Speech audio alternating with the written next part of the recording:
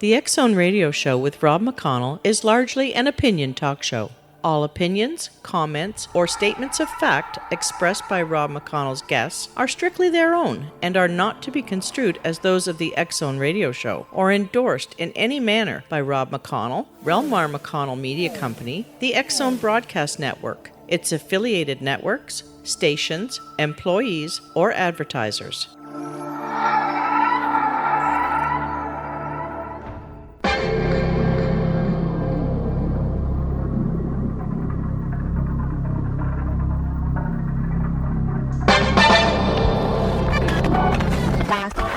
All Hit Radio.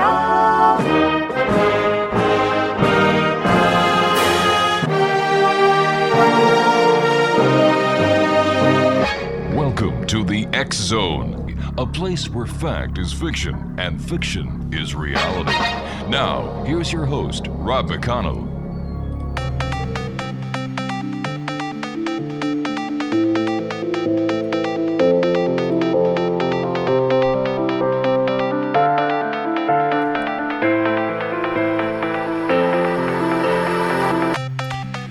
And welcome back, everyone. This is the X Zone. I am Rob McConnell. We're coming to you from our broadcast center in Hamilton, Ontario, Canada, and around the world on the Mutual Broadcast Network, the Talkstar Radio Network, the X Zone Broadcast Network, and the IPBN Radio Network.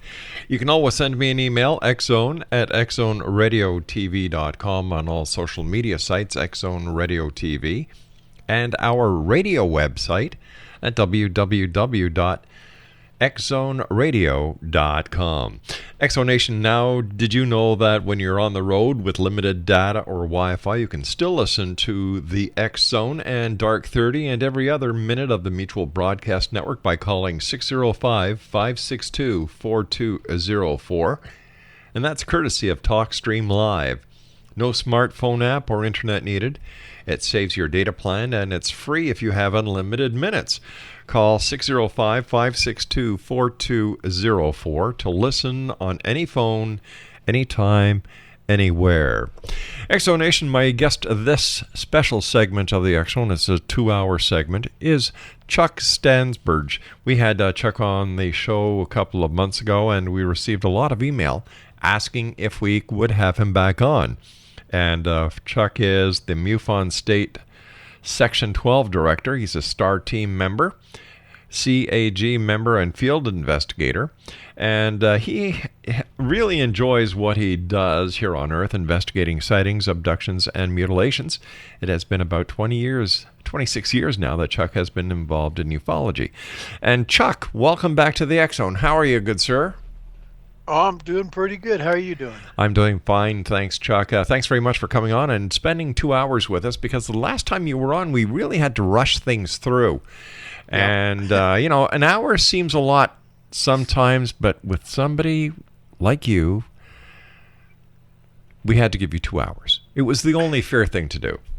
I appreciate that. Thank you. My pleasure, sir. So, Chuck, would you be able to tell us what brought you into the UFO arena? Well, yeah. Excuse me. It's kind of a long story. Well, not really long. It's kind of short. But a bunch of us guys were up in the mountains in Colorado, and it's called Echo Lake, and we had little bonfires there in where they have the little huts. And I said, "Hey guys, I got to go. I got to get down the hill, and it's about 11:30, so I got to get home." So I started leaving. I got maybe, I don't know, about a mile and a half or so down the road, and I saw this. All of a sudden, this huge, great. I mean, you take your hands and arms, go stretch them way out. That's how big it was by the naked eye. And it was an orb, and it had to have been at least 10, 15 miles away from me. And I thought, what the heck is that? And it started getting brighter and brighter, and I started covering my eyes up. And then next thing I knew, I was 5 miles down the hill, still in my car, and it was 3:30 in the morning. So that I did not talk about it, evidently, because I couldn't quite remember it until somebody, a friend of mine up there in Laramie, Wyoming, he was a professor up there. He did a hypnosis on me. So I found out Mm-hmm. that's how I found out that much of it anyway. And I just it just boggled my mind. So I really got into it pretty good after I got in the Marine Corps and saw a few uh, UFOs out there. All right, so let's continue this on the other side of this short break. Charles, thanks for joining us tonight. Looking forward to spending 2 hours with you, my friend. Exo Nation, Charles Chuck Stansburge is our special guest. He is MUFON State Section 12 Director, STAR Team member, CAG member, and field investigator. And we're going to be talking to Chuck about UFOs, abductions, mutilations, and much more. Don't go away. This is the X Zone. I am Rob McConnell. This is a place where people dare to believe and dare to be heard. Don't go away.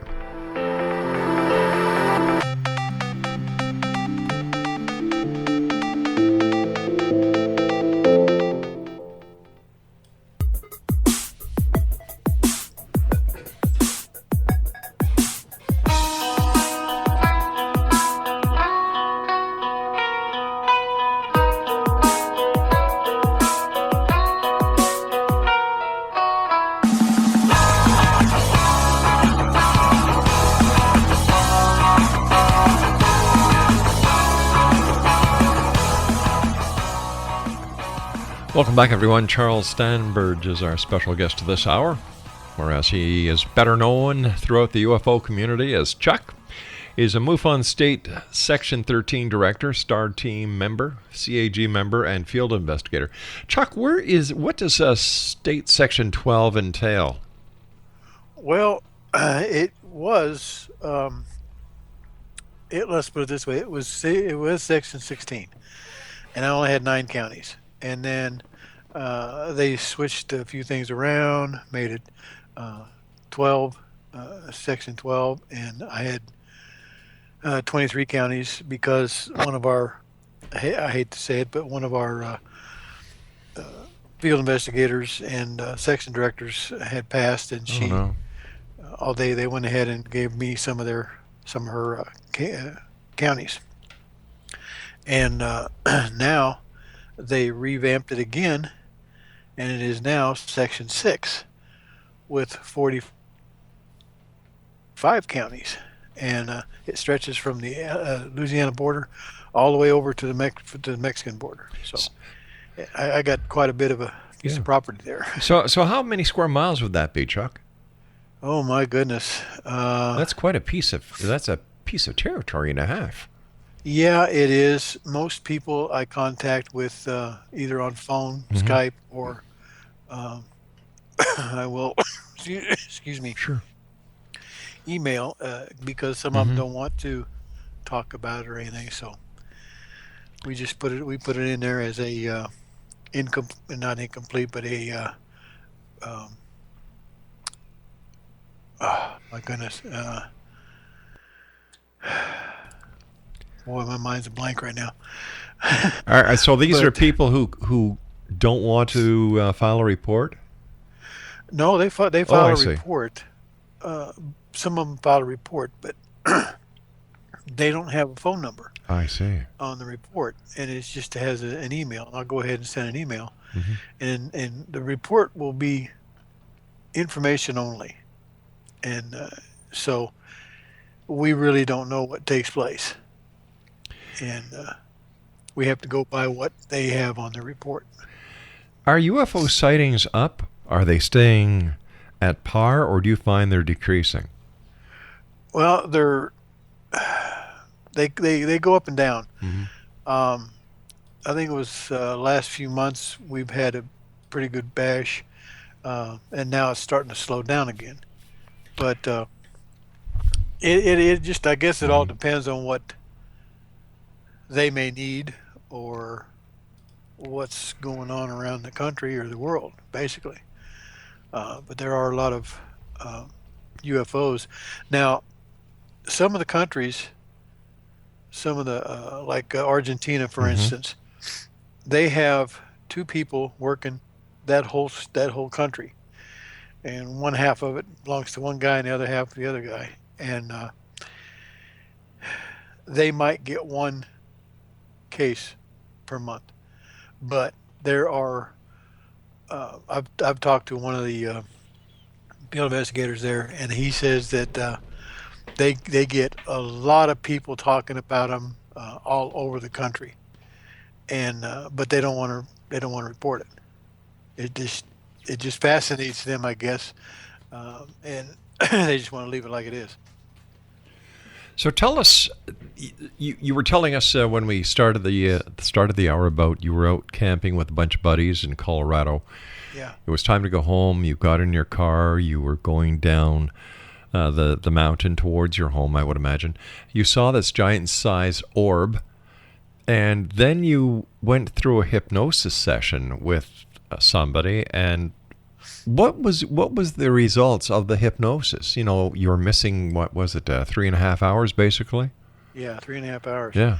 Well, basically what it was. See, I didn't realize that this thing was doing what it was going to do. You know, maybe take me in or something. I don't know, but evidently it did, because I had missing time, 3.5 hours.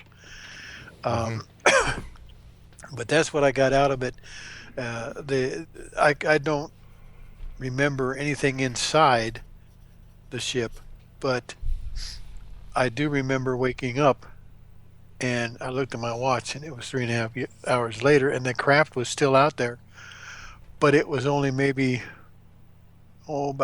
twice the size of a basketball, and then it just got real bright and gone. What year would that have been? 65. 1965. I was a senior in high school. My goodness. And was that the only UFO sighting or encounter or loss of time that you've had over the years? As far as I know. Mm-hmm. But I really got into it pretty good, even though I was a state trooper in Colorado for a while, and I went to Oklahoma and retired as a city cop. But there was one incident. I had to take daughter-in-law and the 3 grandkids back down to Kingman, Arizona, and I was going across 160, and it was dark. It was late that night. Mm-hmm. It was dark. And I glanced over towards the mountains to my left, and I saw this white orb, probably about about 2 sizes of a softball. And I looked at that, and I thought, now that can't be the moon. And I looked again over there, and I said, "Hey guys, wake up, wake up, wake up." I could not wake them up. They would not wake up. This thing followed me all the way down to the Four Corners. And the reason why I said it was following me, because the mountains are 30 miles away from me, and they're up around 12, 13,000 feet. And this thing was even with me as far as sight-wise. And I knew it was below the mountains. So, holy moly. And once I got to the Four Corners, it just disappeared. That was it. Any idea who they were or where they were coming from? No, I have no idea. No idea. You know, earlier... I'm assuming it's the same craft that happened back in 65. Why do you think you were selected? You were chosen by this craft or these people? I have no idea why I was taken for the first time, but ever since, I've gotten to know a few people that are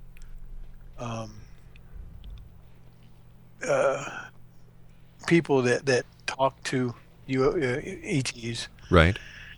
And I was introduced to one, and I got to talking to him. I didn't know his language, but I had to have somebody to interpret.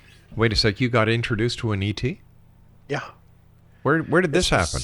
This was like about 4.5 years ago, almost 5 years ago. About 4.5 years ago, yeah. And this was in Canada, by the way. That explains it. But he introduced me. He brought his girlfriend in. Now this was with Skype. This is with video Skype. He had another couple. Wait a sec. Wait a sec. Hold on here. I just want to make sure I'm understanding. You were video chatting with an extraterrestrial that's up here in Canada. Well, more or less, yeah. Oh, okay. All right. And then the extraterrestrial brought his wife into the conversation? No. Oh. My friend brought his girlfriend into the fold, you might say. Okay. Brought me in and introduced me to the couple. Yeah. That was sitting there, this man and woman that also lives in Canada, on the West Coast, East Coast, matter of fact. And he says, "Are you ready for that?" I said, "Ready for what?" He said, "I'm going to introduce you to Sarek." And I says, "Who's Sarek?" And he says he's a commander of a battleship, and he's probably going to be here shortly. So all of a sudden, this woman started typing, the zeros and the ones and zeros, all the way down. Sure, binary code. Yeah, binary code. And he said, "You got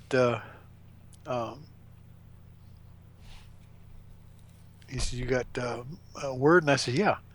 He says, "Okay, paste." He says, "Copy, paste as fast as you can." Okay. So I started doing that, and we started about 11:30 that night and quit about 3:30 that morning. But it was kind of weird. I mean, it fascinated me, but yet I couldn't understand what was going on, because he would, his name is Keith, and he would talk to this being in his own language, and they would be talking about things. I said, "Okay, what are you guys talking about?" And they said something about two of their craft got too close to the black hole, so they have to go get them, try to get them out of there. And I said, "Hey, I want to go." And so this Sarek person, he looked straight up, and then I'll be right. And he said in English, "I'll be right back." And I said, he could speak English? He says, "Oh yeah." So okay, and so a couple of minutes later, he was back, and he started with his language, and I said, "What did he say?" And Keith said that you can go. You have to sit down, stay where you're at. You don't walk around the ship. You don't talk to anybody. It's just for, what do you call it, a learning session, you might say, of what goes on up there. And so that night when I went to sleep, all of a sudden I woke up because I had a tingling feeling all around my body, not in it, all the way around it. And my hands were straight out behind or next to my body, and I was straight out on an angle, a foot above my bed. All right, we're going to have to do a little bit of a cliffhanger here, my friend, because I have to take my news break at the bottom of the hour, coming up in about 20 seconds from now. Exo Nation, you don't want to miss this. Charles Chuck Stansburge is my special guest, and he's going to tell us about his extraterrestrial voyage right here in the X Zone from our broadcast center in Hamilton, Ontario, Canada. This is the place where people dare to believe and dare to be heard, and we'll both be back on the other side.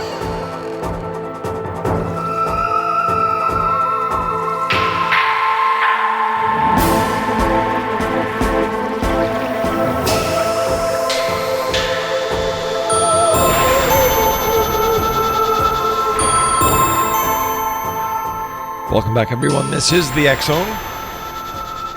I am Rob McConnell, and got something special for all of you X Zone listeners and Dark 30 listeners.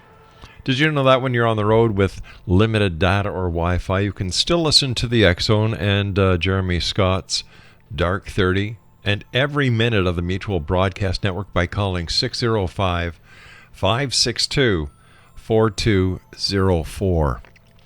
Now, that is with the courtesy of TalkStream Live. No smartphone app or internet needed. It saves your data plan and it's free if you have unlimited minutes. Once again, all you have to do is call 605-562-4204 to listen on any phone, anytime, and anywhere. Exonation, my guest this hour is Chuck Stansburge, and we were talking to Chuck before we went to the news about a conversation that he had via Skype with an extraterrestrial. And Chuck, when last we were speaking, we had a little bit of a cliffhanger, but you asked what was his name, Sirik? Yeah, Sirik. If you could actually go on a mission to retrieve two craft that apparently went through a wormhole or a black hole? No, it went too close to the black hole. Oh, went too close to the black hole, right. Yeah, they had to get it out of there, otherwise it'd be torn apart. So continue with your story, my friend. Well, when we got on board, I was looking around. I couldn't really see what the beings looked like, but I could see shadows. They wouldn't allow me to, they allowed me just that much. And I looked next to me on my right, and there was an ET sitting there. And then over here on my left, there was a human and then another ET over there. So we were kind of like buckled in. And it was amazing.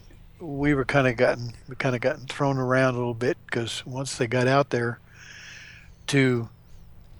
I guess what they did was take their all three of the craft together and started like a spiral, and it brought them out of there. So there was a few injuries, but nobody was really killed or anything. It was quite something.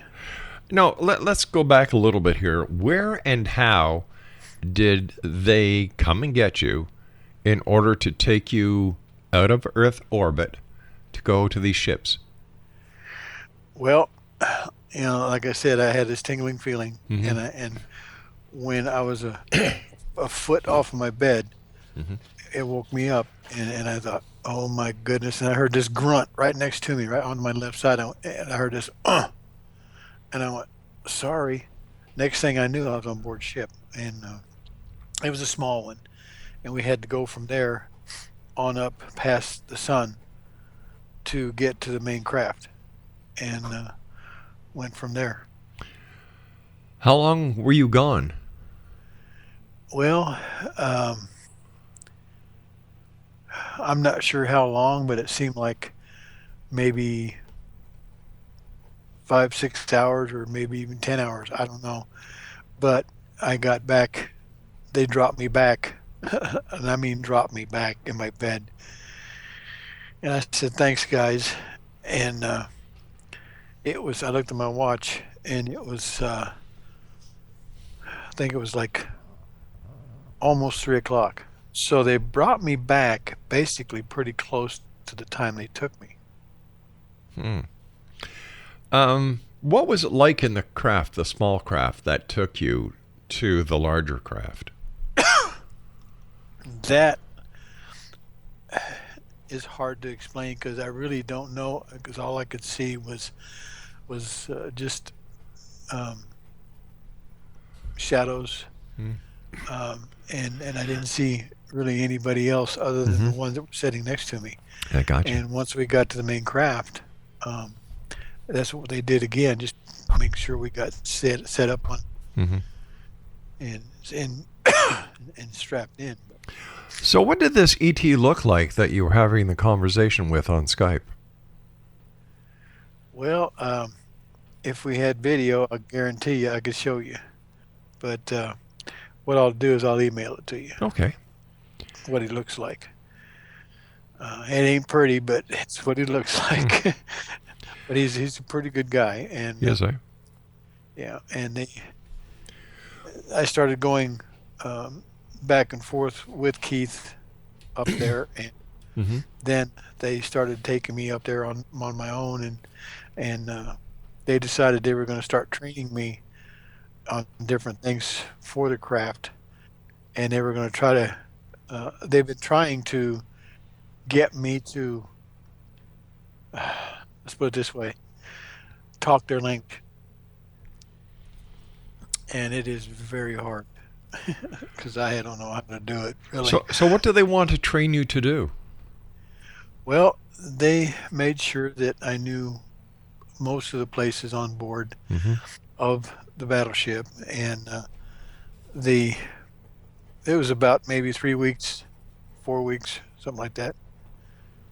It was not. It was longer than that. I think it was about maybe 2 or 3 months later that when they brought me up, I was looking straight into the face of one of their kind, and it was a female, and she was my trainer. Mm-hmm. And what they were training me on was weaponry. What kind of weapons? And these weapons, let's put it this way: their seats are a lot taller than I am, because they're up about 8-9 feet, and but they went ahead and redid one section just especially for me, I guess, to where I could pull the triggers, and you have one on each side. One of them, the one on the right side, is what they call, what I would call, the red button. The one on the left would be the blue button. That's what I would call them, but they don't have it like that. They were trying to show me what's what, and when you shoot the red one, it's like a plasma, and this plasma ball, I mean, it is huge. It is about as big as this house, and it hits and destroys a craft. And the blue one disables it, and so that way they can board, and take whatever they want. And this is the enemy that are trying to sneak into our galaxy and do things that they shouldn't. So we're pretty much protected. How big is the ship? Sarek is pretty nice. He's a pretty nice guy. He is, eh? Where is he from? Well, I don't know the name of their planet, but he's a vegan, so I assume the vegan planet. Their planet is over 750 million light years away. That's a long way. Yeah, it's a long way. But when you traverse the just our galaxy only, it's like being in a patrol car, you might say. Right. And when you're cruising around, it is amazing to see all the different things that are out there, the planets, the stars, the colors, and it's just amazing. Chuck, would you say that this craft, the Battlestar that you're talking about, would you say it's highly advanced technologically? Oh yes, very much so. Really? Then I'm kind of baffled why they would need someone to manually use the weaponry. Well, they found out I was in the military, and of course I had the 8mm 6 and the 6mm cannons. So I see. They knew I was in the military, because they even asked me if I was in the military. I said, yes, I am. I was. So they decided to start doing that for me, and now I have my own crew of 7. And how big is this Battlestar? This Battlestar cruise ship is huge. It's it can hold up to 500,000. Now, we talking 500,000 warriors or 500,000 passengers? Both. Really? Yes. So what is it used for? To keep us safe, and it destroys the ships that try to come in our galaxy to devastate. For instance, at one time Mars was just like Earth, nice and green and all this good stuff. Way back millions of years ago, they had a big hoodoo up in this area, and both Earth and Mars were devastated, completely just like Mars is right now. And Mother Earth, Mm-hmm. they from what I was told, they claim Yeah. that Mother Earth started bringing up trees, grass, just different things around different parts of the world, and they thought, well, we better go ahead and help her refurbish. So ever since then, they're trying to keep our galaxy safe, because it is one of the richest in the universe. So how often do you go and man your post on board this Battlestar ship? Probably 4, maybe 5 times a month. And how long do you go for? Well, there was one time, I think we were gone for a week, Hmm. because the day and night would go by, and I didn't really pay that much attention. But when they brought me back, Mm-hmm. when they took me, it was like 2 o'clock, about 2:15 in the morning. And when they brought me back, it was 6 o'clock in the morning. What does your family say when you go off on your galactic tour of duty? They know I do that. Especially my wife. She comes in here once in a while and see if I'm still here. Mm-hmm. If I'm not sitting over here in the couch watching TV, then she knows she knows right where I'm at, and she knows that. And she was very skeptic about UFOs because she didn't believe in them Right. until she saw 2 of them. Have you ever been engaged in a battle while manning your post on board this battleship? Yes, a couple of times. Really? A few times, in fact. We would go out on the outer rims, of our galaxy where the battle is, Mhm. and we would do our thing to keep everything safe around here. If this sounds like it's a huge, massive ship holding 500,000 souls, where do they keep it? Most of the time, it doesn't come any closer, probably than around Pluto. And then they send the smaller ships in.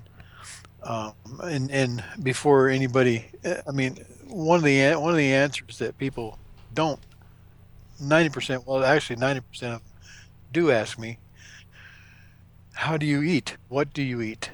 And I say hamburgers, spaghetti, whatever, like we have on Earth.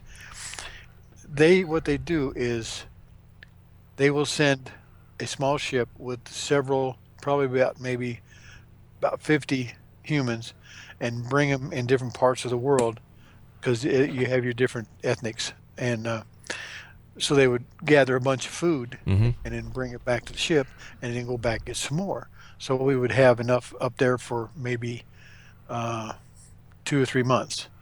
Why wouldn't they use a synthesizer, a food synthesizer? Well, they don't want to do that because they want the people that are up there to be happy, in a sense, Gotcha. to have what they normally eat, drink, whatever the case may be. And it's the same way with any other ETs that are aboard ship, besides the vegans. How does everybody get along from all the different planets, from all the different cultures, all the different species? Everybody gets along great. Really? How do you you have- communicate if you there's have so little many different spats. people? Huh? How do you communicate if there's so many different species, so many different That's dialects? That's when you come in to get a translator. I see. So by what authority do they patrol the galaxy? Under which flag? The Galactic Alliance. And where's their home planet? The Galactic Alliance, Yeah. that is on board ship. there is a what they call a mothership, Mm-hmm. and all the beings that do, I should say, all the beings that are part of the Galactic Alliance Mm-hmm. are basically from from different worlds. So the Battlestar, the battleship, is smaller than the Galactic Alliance ship? Just a little bit, Wow. yeah. And Not how are much. what is the propulsion system on these ships? That is a good question. They would not allow me in there, but all I hear is most of the time a humming sound, Right? and we just scat through the galaxy like nobody's business. During your time on board, is there an artificial gravitational field, or do you float in zero G's? No, they do have artificial gravity. It's not as heavy as Earth is, Mm-hmm. so you got to kind of watch it when you start walking. Just make it slowly walking. Otherwise, you'll be starting to jump Yeah. a little bit. But, How long did it yeah. take you to adapt to your space shoes? Well, my space shoes are the ones I wear. Yeah. No, And, I was using so- that as a metaphor for how long did it Oh, take yeah, you to get okay. used to the gravity, It took a little bit to get used to it, right? But once you get used to it, it's pretty easy. How do you know when they're going to call you for duty, or you're there in your house 1 minute, the next minute you're on board? More or less, what they do is when I sit down over here on the couch to watch TV, I will hear a clicking sound. It's like and that's what it sounds like. And when I hear that, it's on my right hand side. Mhm. I'll say, "Sarek, is that you?" And it'll go. That means yes. Wow. And I said, "So we're going up tonight," and he would go. So I said, "I'll be ready." All right, And stand that's by. it. We've got to take our final break for this hour, but Charles is going to be with us the entire next hour as well as we continue this fascinating conversation. An actual human being who's been on board a Battlestar, who is a gunner with his own team. We're going to hear more. Don't go away.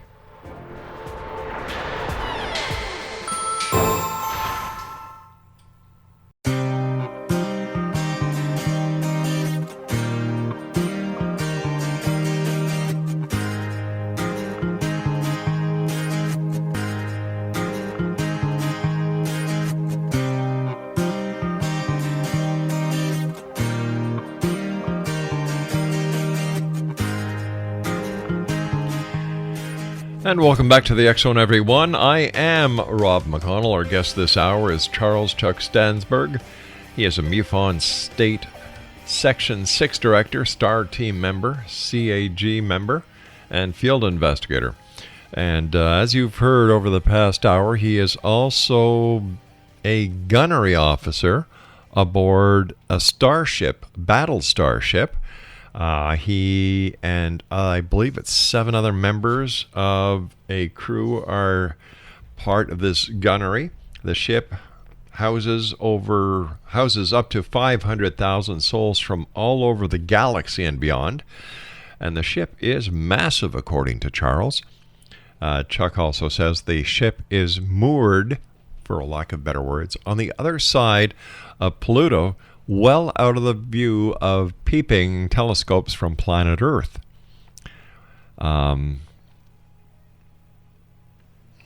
Chuck, you there? Yeah. Okay, good. All right. Did I miss anything in that interpretation, Chuck?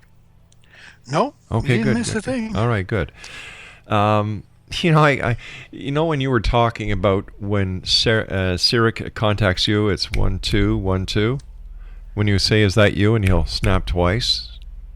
Yeah. I just hope you never eat a bowl of Rice Krispies when that happens, because then the entire thing will get lost.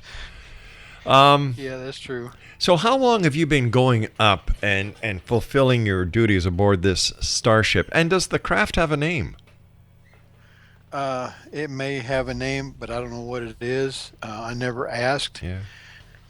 All I know is that it's beautiful to see, to look out into the stars. You Mm-hmm. might say. Because on the bulkhead, parts of the bulkhead, when you're walking down like a hallway, Yeah.